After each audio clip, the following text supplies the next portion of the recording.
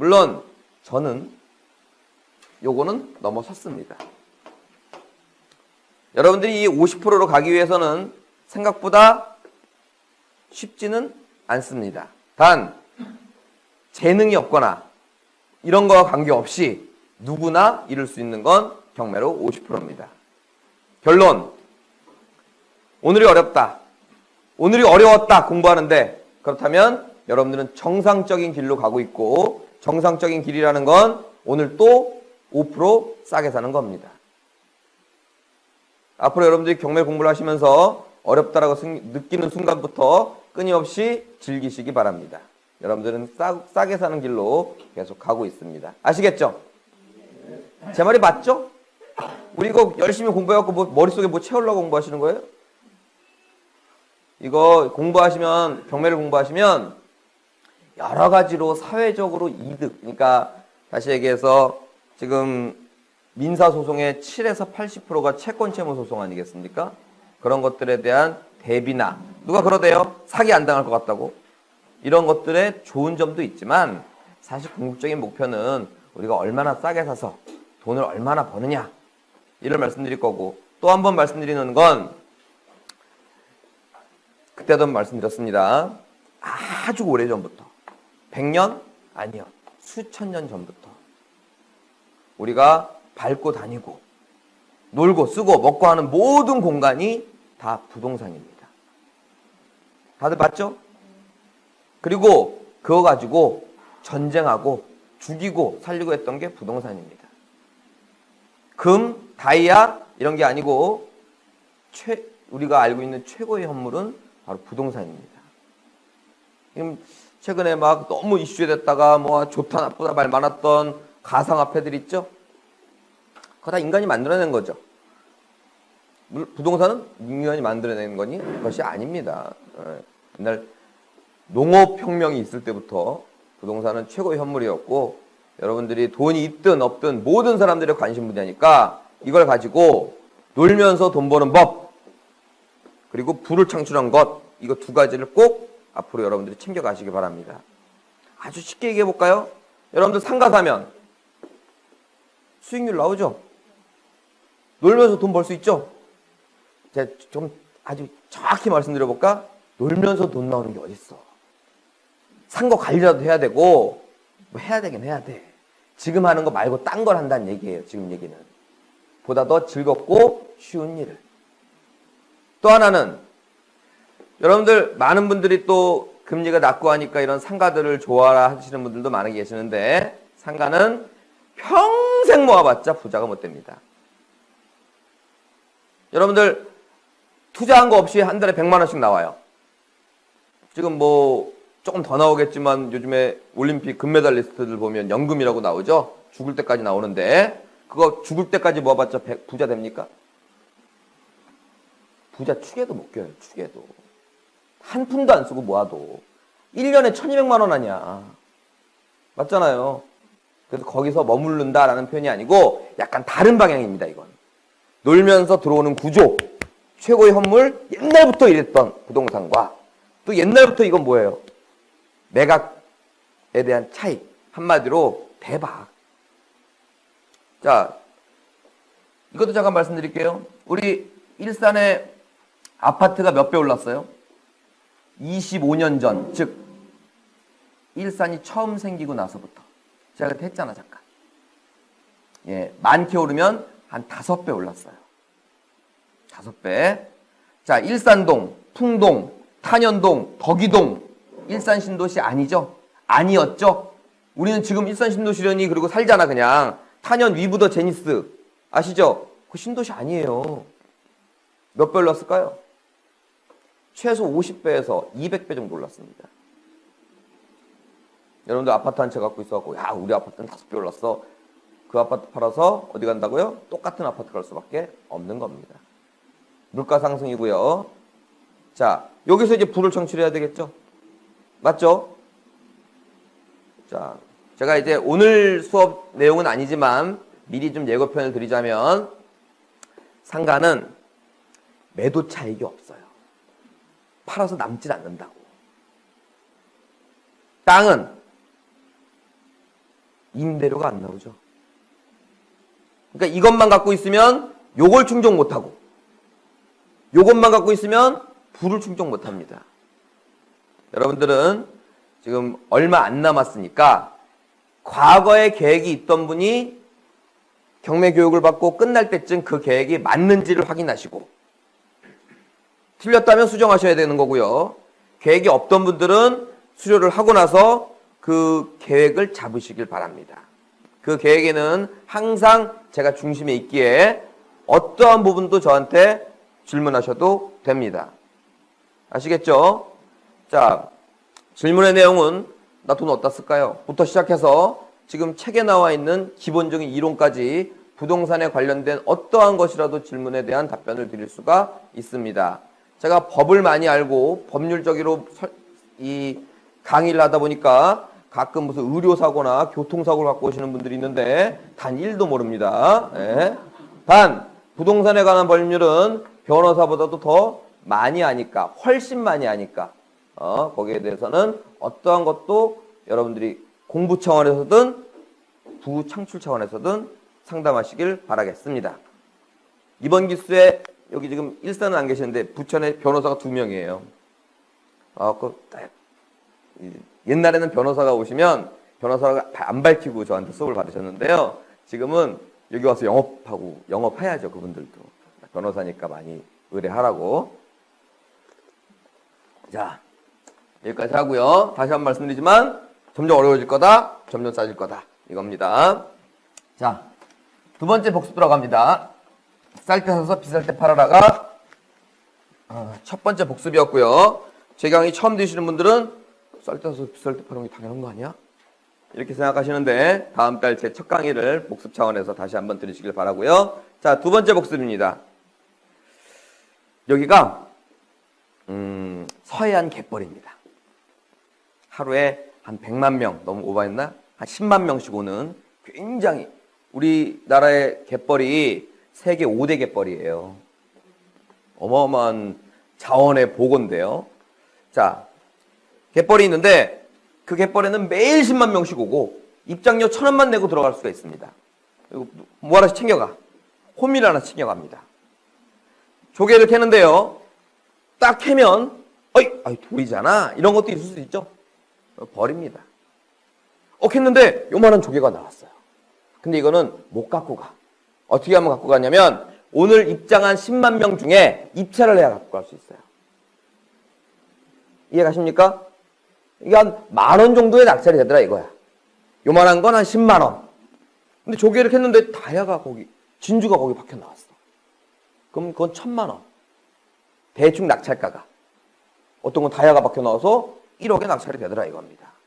쉽게 얘기해서 여기에 조개를 캐는 재미는 있지만 입찰을 해서 싸게 사갈 수 없는 좀 단점이 있습니다. 왜? 하도 사람이 많이 오니까.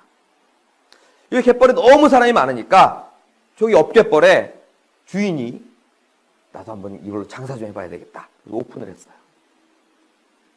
했는데 아무도 안 와. 홍보를 안 해가지고. 그래서 여러분들이 가셨는데 첫눈 발듯이 진흙을 이렇게 밟으면서 들어가는 거야. 입장료는 똑같이 1,000원이에요. 그리고 조개를 캡니다. 요만한 게 나왔는데 10,000원에 아까 낙찰이 됐었죠? 캤다! 입찰하실 분! 나 혼자밖에 없잖아. 그죠? 그럼 난 입장료만 내고 가져가면 되는 거야. 1,000원짜리가 아니라 10,000원짜리도 10만원짜리도 진주도 다이아도 입장료만 내고 들어가면 된다. 사갖고면 된다는 얘기입니다. 여기가 바로 뭐다? 감정가 시장이다라는 얘기입니다. 자, 벌써 1, 2주 돼서 기억이 안 나세요? 감정가 시장에 뭐가 없다고? 경쟁이 없습니다. 두 번째, 감정가는 시세가 아니었죠? 맞죠? 시세가 아닙니다. 여러분들 속마음에 감정가가 시세랑 비슷하던데 이런 생각 조금이라도 갖고 있으면 무조건 버리셔야 됩니다. 이런 생각이 조금이라도 갖고 있다면 그분은 반드시 유찰된 걸 보기 시작합니다. 그럼 또 이 시장에는 오지 못하고 저 10만 명씩 오는 저 시장에서 조개를 캐고 계실 겁니다. 자, 많이 오는 갯벌이든 적게 오는 갯벌이든 돌덩이는 있겠죠? 맞죠? 거긴 또 버릴 거 아니겠습니까? 그 버린 거를 그 다음날 또 10만 명이 와서 또 캡니다. 그리고 또 어떻게 해요? 또 버리죠. 또 버리고, 또 버리고, 또 버리고, 또 버리고, 또 버리고, 또 버린 게 바로 유찰된 물건입니다. 그러면 그 유찰이 여러분 그 돌덩이를 들고, 야, 이거 싸다! 이러고 여러분들 보고 계신다면 굉장히 한심한 경매를 하고 계시는 겁니다. 무조건 돌, 무조건 똥, 무조건 쓰레기입니다. 자, 제가 경매로 성공하고 돈 버는 1단계, 2단계를 복습시켜 드렸습니다. 3단계는 뭐였냐면 경매로 절대 하자 터뜨리지 않는 법이었습니다. 바로 들어갑니다.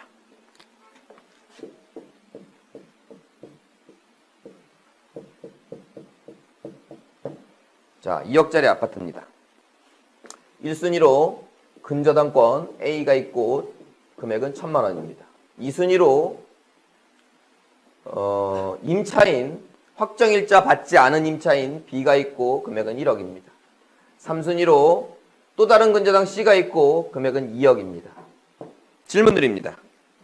이 경매 물건에 입찰할 때 입찰자로 입장에서 이 물건에 하자가 있습니까? 없습니까?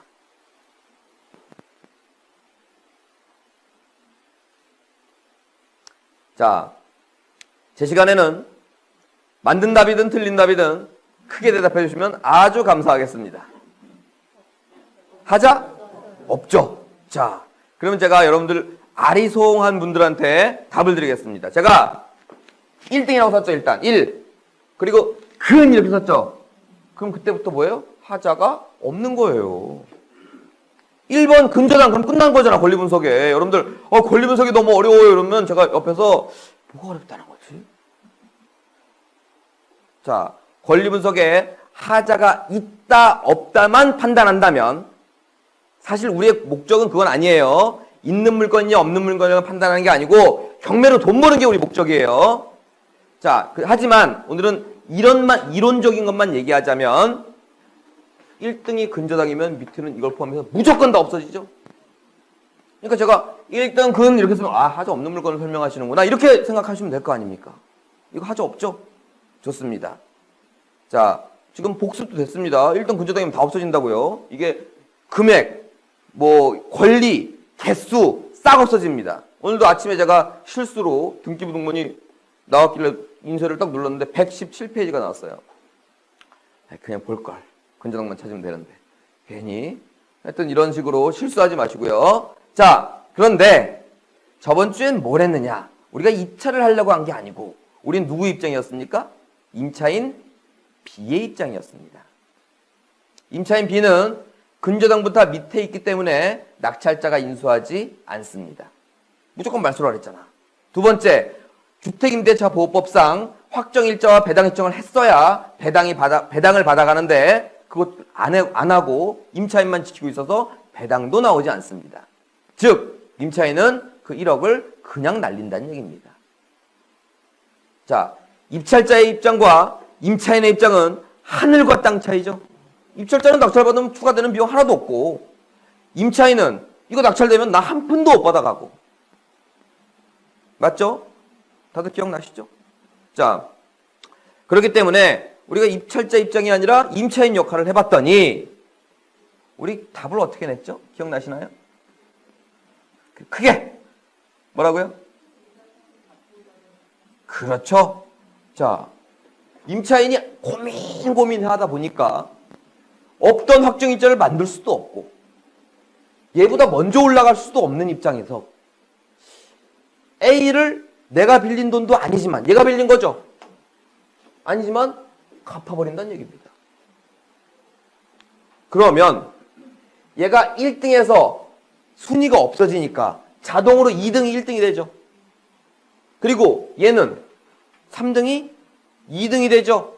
자, 그러면 이게 없다는 가정하에 이 물건은 입찰하는데 하자가 있습니까? 없습니까? 있죠? 금액으로 따지면 얼마짜리 하자입니까? 1억짜리죠? 왜? 근저당 밑으로는 다 없어지나? 얘가 살아있을 때는 얘가 밑으로 다 없어지죠? 근데 얘는 죽었으니까 얘가 살아있으니까 얘 밑으로는 다 없어지겠죠? 얘를 포함해서. 하지만 그 위에 있는 건 낙찰자가 100% 인수 아닙니까? 자, 그렇다면 아까와 입장이 바뀌었죠? 입찰자는 아무 문제 없었고 임차인이 1억을 날리는 상황에서 갚아줘 버리니까 입찰자는 낙찰가 플러스 1억, 임차인은 특별히 손해보는 거 없다로 바뀌었죠. 자, 그 얘기를 제가 왜 이렇게 열심히 했느냐, 다시 살려봅니다, 이걸.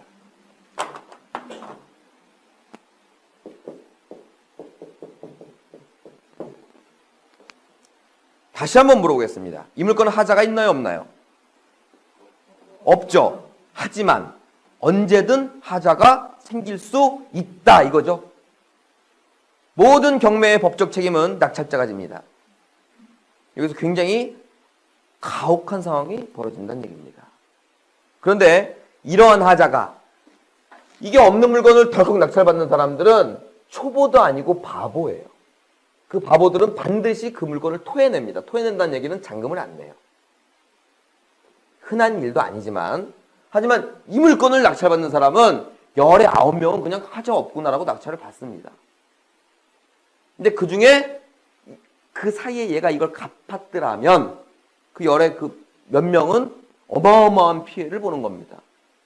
2억짜리 좀 싸게 살려다가 1억 그냥 벌어주게 생겼잖아. 그렇기 때문에 아까도 말하는 자칭 전문가라는 표현은 뭐냐면, 남들은 인정도 안 해주는데 자기가 스스로 뭐 몇십 건에서 몇백 건 받아봤다 그래서 뭐 자기 스스로 전문가인 줄 아는 분들이 있는데, 그런 분들이 10건, 20건에서 이거 한 건 터지면 그냥 날아가는 거예요. 자, 그래서 우리가 뭘 했죠? 기억나십니까? 자, 모든 법적 책임은 낙찰자가 진다라는 표현은 경매 당일 이전까지를 얘기하는 거고요. 경매 당일부터는 누가 책임진다? 법원이 책임져 주니까 우리는 경매 전날까지만 조심하시면 됩니다. 따라서 경매 당일날 뭐 한 번 더 발급해보기? 등기부등본 한 번 더 발급해봐서 이거와 동일한지 아니면 변동사항이 있는지를 마지막 체크하시면 여러분들은 절대 하자를 터뜨릴 일이 없다라고 설명드린 바 있습니다. 이해가십니까? 좋습니다. 그러면 지금부터는 제 수업이 무슨 수업이었냐면, 여러분들 잊어먹으셨는지 모르겠는데 돈 버는 수업이에요. 이론을 바탕으로 돈을 벌어야 되니까 이제부터는 이걸로 돈을 벌어보겠습니다. 돈을 벌어본다는 건 입찰을 해야, 낙찰을 받아야 돈을 벌 거 아니야. 돈을 벌든 돈을 잃든 뭐 본전을 하든 할 거 아닙니까? 이거를 낙찰받아 볼게요. 자, 당일이 됐습니다. 오늘이 입찰 당일입니다. 그럼 뭐부터 떼어본다? 등기부를 딱 떴습니다. 근데 이거와 동일하게 생겼습니다. 그렇다면 입찰해도 돼요? 안 해야 돼요? 해도 되죠? 우리 그때 기억나시는지 우리 1억 5천에 예상했었죠? 오늘 1억 5천으로 가겠습니다. 2억짜리, 시세가 2억짜리 아파트인데 한 1억 5천 정도에 입찰하면 될 것 같아. 자, 여기서 있습니다. 자, 예를 들어서 얘가 감정가라고 가정할게요. 그럼 1억 5천 쓸 수 있어요? 없어요? 없죠? 이게 감정가 겸 최저가다 보니 2억 100을 쓸 필요는 없어요. 2억만 딱 써도 돼. 그래도 유효해요. 근데 1억 9,999만 원은 무효입니다. 그렇다면 기다릴 필요가 없겠죠? 내가 쓰고 싶은 금액 써야 되니까, 쓸 수 있으니까. 질문 잘하셨는데요. 이게가 한번 유찰되면 얼마죠? 30%인 건 저도 알아. 얼마? 1억 27에 이렇게 나오겠죠? 그럼 이때는 1억 5천에 입찰할 만한 가격이 되는 거죠? 이렇게 입찰하시면 된다는 얘기입니다. 자, 그래서 1억 5천의 계획을 갖고 아침에 등기를 떠봤더니 등기가 멀쩡하다면 1억 5천에 입찰을 하시면 됩니다. 자, 잠깐 준비물 필요하겠죠? 준비물 뭐 필요하죠? 3개. 네, 좋아요. 볼펜 이런 거 말고 필수 준비물. 도장, 신분증. 이렇게 3개 준비하셔야 돼요. 자, 입찰하는데 뭐 필요하다고? 기억이 안 나면 여러분들 매매나 임대 얻으러 가시거나 물건 사러 가실 때 똑같습니다. 신분증, 도장, 돈. 굳이 한번 따져볼까? 뭐가 제일 중요하죠? 선생님, 뭐가 제일 중요해요? 돈. 해볼까? 이거 우스갯소리를 하는 게 아니에요. 여러분들이 어떤 집의 주인이야. 내가 집을 사러 온 사람이야. 예를 들어서. 신분증 나왔겠네? 그럼 여러분 벌떡 일어나서 가실 거예요? 오늘 계약 없어? 이러고? 여러분은 내가 외국인이든 외계인이든 뭐만 주면 돼? 그러면 돼. 그래서 상식선에서 입장이 바뀐다면 얘기는 달라져요. 여러분들이 저한테 물건을 사러 왔는데 내가 신분증 나올 것 같네? 그러면 여러분 계약하시면 안 돼요. 왜? 내가 주인인지를 확인해야 되니까. 근데 사러 오는 사람이 신분증을 안 갖고 온 건 그게 중요한 게 아니야. 자, 여러분들이 도장 나올 것 같네? 내가 도장 나올 것 같대. 그럼 여러분 가실 거예요? 안 팔어? 어떻게 해 그러면? 사인도 되고 뭐 이것도 돼요. 이것도 되고. 자, 그런데 요것만 주의하세요. 법원은 이거 안 돼요. 도장만 돼요. 자, 근데 여러분들이 물건을 팔러 딱 계약서 직전에 앉아 있는데 신분증도 갖고 왔고 도장도 갖고 왔는데 돈을 안 갖고 왔대. 그럼 계약해요? 자, 뭐가 제일 중요하다? 돈이 제일 중요해요. 당연히 법원도 돈이 가장 중요합니다. 자, 신분증이야. 여러분들 백이나 지갑에 있을 테니까 그건 넘어가고 도장을 안 갖고 왔어. 도장 안 갖고 왔네? 그럼 어떻게 하셔야 돼? 그래, 그렇지. 파면 되지. 사인 하지 마세요. 지장 찍지 마시고. 이런 것도 팁을 하나 알려드릴까? 갑자기 생각나서 하는데 도장을 안 갖고 왔는데 시간이 1분밖에 안 남았어. 그럼 도장을 팔아 갈 시간이 없잖아요. 이건 별 경매를 많이 하다 보면 별 이상한 노하우도 생겨. 그럼 일단 투차를 하라고. 하고 나서 발표하는 시간이 한 30분 걸리거든요. 근데 넉넉히 해갖고 파갖고 와. 그런 다음에 찍어도 괜찮다는 얘기예요. 단, 뭐가 제일 중요하다고요? 돈이 1,000만 원 냈는데 990만 원을 넣었어. 무조건 무효. 안 넣고 내가 찾아가고 갖고 왔어. 무조건 무효. 돈은 무조건 무효예요. 차이가 쓴 금액과 금액의 차이가 나던 아니면 안 넣던 뭐 기타 등등 돈에 관련된 건 다 무효다. 아시겠죠? 자, 준비물 다 챙기셨죠? 챙겨갖고 입찰을 들어갑니다. 1억 5천에 낙찰을 받으셨어요. 자, 다른 상황으로 살짝 바꿔봅니다. 아침에 등기부등본을 떼어보니까 아니나 달러 A가 갚아졌습니다. 그렇다면 여러분들은 어떻게 하셔야 됩니까? 그렇지. 안 들어가요. 집으로 가요. 정답이죠. 또 가끔 한번 해봐요. 이런 사람 있어. 큰일 납니다. 예. 자, 경험도 물론 저 같은 경우는 뭐 시행착오를 많이 겪었어요. 겪었기 때문에 여러분 앞에 서 있는지는 모르겠지만 웬만하면 실패 없이 돈 버는 게 낫잖아. 예. 큰일 납니다. 집에 오셔야 돼. 아니, 여러분들은 초보자니까 오늘 경매 뭐 있나 뭐 하나 구경하고 오세요, 집에. 오시는데 집에 오실 때 이거에 관할 부여된 사건 번호가 있을 거 아니겠습니까? 그거를 하나 잘 메모해서 오세요. 요즘엔 스마트폰에도 메모 기능이 있죠? 그걸 잘 메모해서 오시면 이 물건은 유찰 계속 될 거예요. 맞죠? 계속 유찰됩니다. 그러면 한 3개월에서 지역에 따라 좀 다르겠지만 우리 동네는 한 3개월만 기다리면 여러분들이 입찰할 금액에 도달할 겁니다. 물론 그렇다고 해서 이 물건을 끊임없이 기다리라는 표현은 아니고요. 중간에 좋은 물건이 나오거나 혹시 또 나와도 낙찰되라는 보장이 없잖아. 그래서 담보로 하나 갖고 있는 겁니다. 그래서 3개월 동안 못 받았거나 아니면 좋은 물건이 여러분 스스로 마음에 드는 물건이 안 나왔다면 유찰시켜갖고 얼마에 낙찰받으면 우리가 1억 5천에 낙찰받는 효과랑 똑같습니까? 그렇죠. 5천이죠. 5천만 원에 낙찰받으면 1억 5천에 받는 효과랑 같죠. 자, 이게 싸게 받은 거예요? 아니죠. 왜? 이걸 갚아줬다는 얘기는 얘를 낙찰자가 100% 인수해야 된다는 얘기죠. 그러니까 동일하게 받은 겁니다. 하지만 액면적으로 싸게 받아 보이는 건 왜 그래요? 하자가 있으니까. 얘는 하자가 없으니까. 자, 인수할 게 있다. 인수할 게 없다. 이렇게 표현하죠. 보통 이런 것들 깨끗한 물건, 이런 거를 더러운 물건 이렇게 표현하는데요. 여러분들은 굳이 선택을 하신다면 뭘 선택하시겠습니까? 1번, 2번 중에. 1번. 왜요? 한번 이렇게 물어보고. 왜? 깨끗하니까. 써놨잖아요. 하자가 없으니까. 인수할 게 없으니까. 그죠? 개판이네. 자, 좋습니다. 저는 살짝 기대를 했습니다. 1번과 2번 중으로 물어봤지만 3번 정도를 대답하시기를 좀 기대했어요. 똑같은 거 아니에요? 이렇게.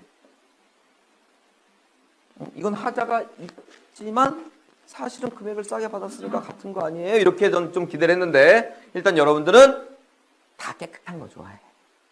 깨끗하니까. 여러분 깨끗하시죠? 네, 깨끗하니까 이걸 좋아하십니다. 우리뿐만 아니고 법원의 모든이라는 표현은 좀 그렇고요. 90% 넘는 사람들이 하자 없는 것을 좋아합니다. 자, 그러면 낙찰을 받아봐야죠. 희한하게도 낙찰을 받고 뒤처리까지 다 해보지 않으면 1번이 좋은지 2번이 좋은지 알 수가 없습니다. 아니면 똑같은지. 자, 이게 그러니까 뭐예요? 돈 1억 5천하고 5천하고 1억 있어야 경험하는 거예요. 별거 아닌 것 같지만 3억짜리 교육이란 얘기야. 잘 들으세요. 자, 낙찰을 받고 잔금을 냅니다. 잔금은 약 2달 정도 후에 내라 그러는데요. 2달 정도 후까지 내라 그러는데요. 예를 들어서 2월 1일 날 낙찰을 받으면 4월 1일까지 갖다 내세요. 이런 우편물이 날라옵니다. 물론 시간은 넉넉히 줍니다. 제가 뭐라 그랬죠? 그렇죠. 잔금은 아니요. 매매와 같은 일반 거래는 잔금이 아닌 등기입니다. 소유권 이전일이. 하지만 경매에 한해서는 잔금일이 소유권 이전입니다. 그래서 여러분들이 물건을 좋은 걸 받으셨겠죠? 그렇다면 빨리 까지니까 그때까지 갖다 내는 거니까 아무 때나 우편물이 날라오면 준비를 하셔갖고 갖다 내시길 바라겠습니다. 자, 그건 소소한 팁이었고요. 잔금을 다 내면 그 다음에 뭘 할까요?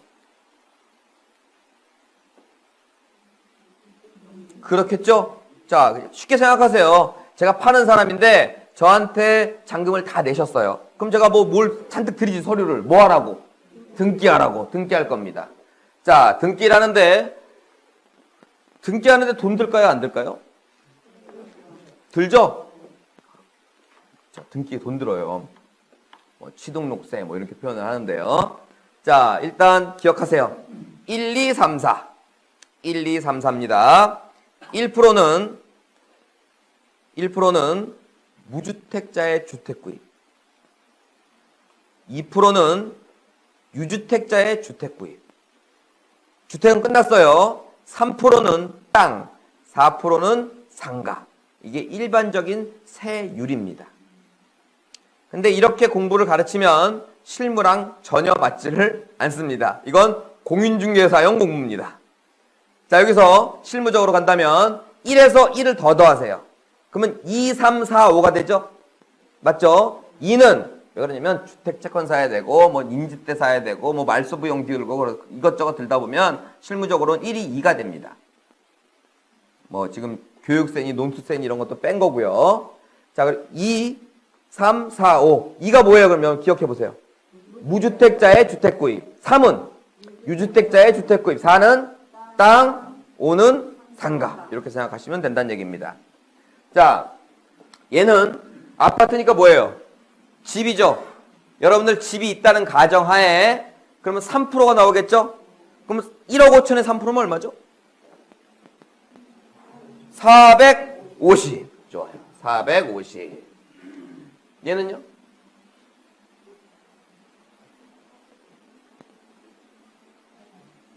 얘 3분의 1이잖아. 그럼 얘도 3분의 1이겠지. 150만 원. 네. 세금부터 다르죠? 네, 세금부터 달라요. 맞죠? 어떻게? 자, 지금 제가 한참 이따가 설명을 드리고 이제 질문이 나와야 될 부분을 먼저 나왔어요. 자, 대출 부분부터 말씀드릴게요. 내가 1억 5천이 없어. 5천밖에 없어. 너는 4천밖에 없어. 그러면 우리 나라라고 표현하면 맞진 않지만 그냥 우리나라라고 할게. 우리 금융권에서 원래는 경매에 대한 잔금 대출이 없었어요. 지금도 많은 은행에서 경매 잔금 대출을 안 합니다. 여러분들 거래하는 은행에서 나 경매 받을 건데 또는 경매 받고 나서 나 대출 좀 해줘. 그러면 소유권을 해갖고 오세요. 대출해줄게. 이렇게 잔금 낼 돈이 없는데. 그런데 이제 어떤 지점, 어떤 은행에서는 그 상품을 이제 개발을 했죠. 그 소위 말해서 경락잔금 대출이라고 합니다. 그래서 보통 60에서 70% 정도가 나옵니다. 자, 그런데 그렇게 상품을 개발하듯이 선순위 임차인이 있는 건 선순위 임차인을 물어주는 상품이 있습니다. 뭐냐? 선순위 임차인이 빠지면서 내가 1순위 근저당으로 들어가는 거죠. 이해 가시죠? 얘가 있는 상태에서 돈은 못 빌려줘요. 은행도. 얘를 빼고 야 1억 주면 너 주인으로 뺄 거야 하면서 1억 동시행 관계로 이루어지는 그런 상품이 있습니다. 그렇기 때문에 그런 상품을 이용하시면 대출에는 문제가 없습니다. 자, 중간에 잠깐 다른 질문 때문에 샜는데요. 자, 일단 하자 없는 것과 하자 있는 것, 즉 깨끗한 거와 더러운 거의 차이가 1차적으로 느껴집니다. 맞죠? 누구는 450만 원을 내고